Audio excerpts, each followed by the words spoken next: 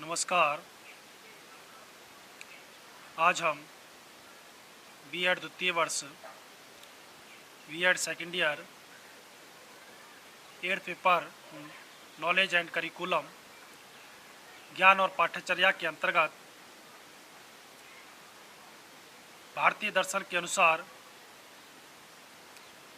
ज्ञान का अर्थ अथवा ज्ञान का स्वरूप meaning of knowledge according to Indian philosophy का अध्ययन करेंगे। इससे पूर्व हमने कल की व्याख्यान के अंतर्गत ज्ञान के स्वरूप के अंतर्गत स्थूल व सूक्ष्म, स्थानीय व सार्वभौमिक, सैद्धांतिक व व्यवहारिक ज्ञान, forms of knowledge, concrete and abstract, local and universal, theoretical and practical के अंतर्गत ज्ञान का स्वरूप, knowledge of nature of knowledge का अध्ययन किया। वहीं हमने ये भी जाना कि ज्ञान और नॉलेज का क्या अंतर है। ज्ञान केवल नॉलेज केवल सत्य पर आधारित होता है, वहीं ज्ञान का सत्य और असत्य दोनों में ही पाया जाना स्वाभाविक है। अब हम बात करते हैं आज भारतीय दर्शन के अनुसार ज्ञान का अर्थ अथवा ज्ञान का स्वरूप, meaning of knowledge according to Indian philosophy. भारतीय दर्शन के अनुसार ज्ञान का अर्थ समझने से पहले सत्य की वस्तुनिष्ठता, ऑब्जेक्टिव ऑफ ट्रूथ, ज्ञान की सार्थकता, वर्थ ऑफ नॉलेज, ज्ञान की सत्यता, ट्रूथफुलनेस ऑफ नॉलेज, तार्किक प्रतिशक्ति, सत्यता, ट्रूथफुलनेस ऑफ लॉजिकल प्रोपोर्शन पर विचार करना आवश्यक है। अर्थात हम कह सकते हैं कि ज्ञान की सत्यता हेतु उसकी वस्तुनिष्ठता का आकलन किया जाना आवश्यक है। ज्ञान के अस्तित्व में कोई संशय नहीं होना चाहिए। ज्ञान की सत्यता की पुष्टि भी संदेह रहित होनी चाहिए। तार्किक प्रतिज्ञप्ति भी सत्य होनी चाहिए। अब बात करते हैं कि ज्ञान की अवधारणा स्पष्ट करते हुए यह प्रश्न उठाया जाता है कि क्या ज्ञान का स्वरूप परिवर्तनीय है या अपरिवर्तनीय है।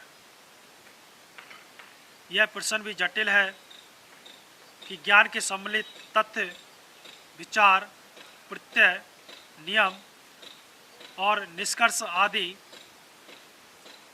ज्ञान श्रव्य है। अर्थात जब अध्यापक छात्रों को ज्ञान प्रदान करता है तो इन सभी तत्व को बताता और समझाता है। जहाँ तक ज्ञान के तत्वों के बदलने या ना बदलने का प्रश्न है तो इसमें संदेह नहीं है कि ज्ञान के कुछ तत्व बदलते या इनके परिवर्तन की दर इतनी धीमी होती है कि उनका बदलाव महसूस नहीं होता। वहीं अनेक प्रत्यय या नियम ऐसे भी हैं जो लगभग नहीं बदलते।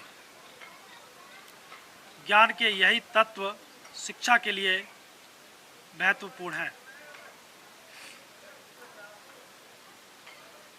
बहुत से जीवन मूल्य ऐसे होते हैं जिनमें परिवर्तन नहीं होता। शिक्षा छात्रों के मन में उनके प्रति आस्था उत्पन्न करती है और यह शिक्षा का दायित्व भी है। इसके विपरीत अगर ज्ञान के कुछ तत्व परिवर्तन से प्रभावित होते हैं, वैज्ञानिक खोजों से भी ज्ञान में अभिवृद्धि होती है, उसमें परिवर्तन या चेंजेज आ जाता है। जैसे पहले अध्यापक द्वारा छात्रों को ज्ञान दिया जाता है कि सूर्य प्रातः काल पूर्व दिशा से चलना आरंभ करता है और शाम को पश्चिम दिशा में अपनी यात्रा समाप्त करता है। परंतु अब छात्रों को यह बताना कि सूर्य स्थिर है और पृथ्वी उसके चारों ओर घूमती है। इस रूप में यदि देखा जाए तो पुरातन ज्ञान अज्ञान था। एक और उदाहरण भी इसे समझा जा सकता है कि चलती हुई रेलगाड़ी में बैठने पर हमें पेड़ चलते हुए प्रतीत होते हैं, परंतु वास्तव में चलती तो रेलगाड़ी ही है। पृथ्वी की गति का ज्ञान हो जाने से भूगोल ज्योग्राफी की शिक्षा एजुकेशन में परिवर्तन चेंज आया। अतः शिक्षा के तत्वों में आने जाने या आने वाले परिवर्तनों चेंजेस पर दृष्टि रखनी होगी। प्रगतिशील शिक्षा प्रोग्रेसिव एजुकेशन के समर्थक जॉन डीवी ने ज्ञान की सतत पुनर्रचना कंटिन्यूअस रिकॉन्स्ट्रक्शन ऑफ एक्सपीरियंस कहा है। विद्यालयों के पाठ्यक्रम भी समय समय पर कुछ बदलाव किए जाने चाहिए। सत्य के अन्वेषण या आविष्कार से जो नए नियम और सिद्धांत आते हैं वे ज्ञान के स्थूल कॉन्क्रीट रूप में चेंज की अपेक्षा करते हैं। ज्ञान की अवधारणा के संदर्भ में एक तथ्य और है कि ज्ञान केवल अनुभूति मात्र नहीं है। अनुभूति बाह्य स्वरूप की होती है, परंतु जब वस्तु के बाह्य रूप को देखने के बाद हम उसके बारे में पूरी जानकारी कर लेते हैं तो यह स्थिति संभवतः ज्ञान की कही जा सकती है। ऐसा ज्ञान प्राप्त करने की स्थिति को ही ज्ञान का खुल जाना कहा जा सकता है। शिक्षा यदि हमारे ज्ञान चक्षु खोल दे तो यह हमारी शिक्षा का एक प्रकार भारतीय दर्शन इंडियन फिलॉसफी के अनुसार चेतना को ही ज्ञान की संज्ञा दी जाती है। ज्ञान इंद्रियों के अनुभव तक ही सीमित है, अपितु इंद्रियों के प्राप्त अनुभूतियों द्वारा भी ज्ञान की प्राप्ति होती है, जिसके लिए कर्म ज्ञान व भक्ति से समन्वय आवश्यक है। तो ये था भारतीय दर्शन के अनुसार ज्ञान का अर्थ या ज्ञान का स्वरूप, meaning of knowledge according to Indian philosophy. अब हम अध्ययन करते हैं ज्ञान के स्रोत या ज्ञान प्राप्ति के तरीके, sources of knowledge, ways of knowledge. ज्ञान प्राप्ति के निम्न स्रोत हैं, जिसमें सबसे पहले इंद्रिय अनुभव, सेंस एक्सपीरियंस। ज्ञान का एक प्रमुख साधन इंद्रियों द्वारा प्राप्त अनुभव का प्रत्यक्षीकरण, परसेप्शन है। मनुष्य की पांचों इंद्रियां आँख, कान, नाक, जीभ और त्वचा उसे क्रमशः देखकर, सुनकर, सूंघकर, स्वाद लेकर और स्पर्श कर सांसारिक वस्तुओं के बारे में तरह तरह का ज्ञान प्रदान करती हैं। ऐसे ज्ञान को प्रत्यक्ष या डायरेक्ट नॉलेज कहा जा सकता है। इस प्रकार से मनुष्य ज्ञानेंद्रियों द्वारा ही संसार की वस्तुओं के संपर्क में आता है तो एक प्रकार की संवेदना उत्पन्न होती है। यह सब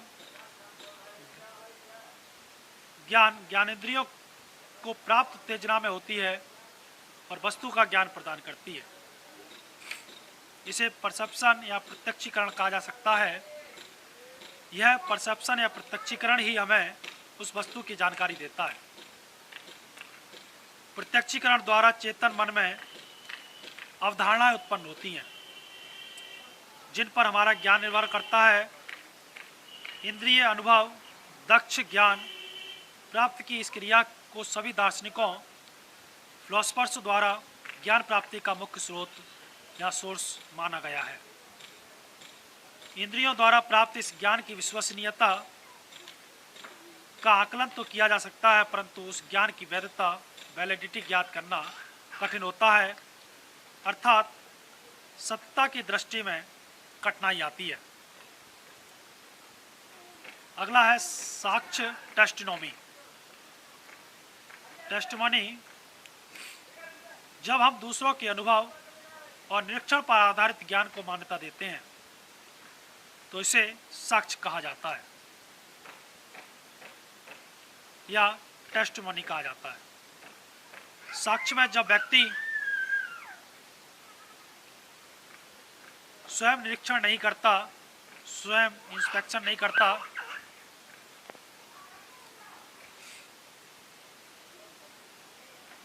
इंद्रियों द्वारा प्राप्त इस ज्ञान की विश्वसनीयता का आकलन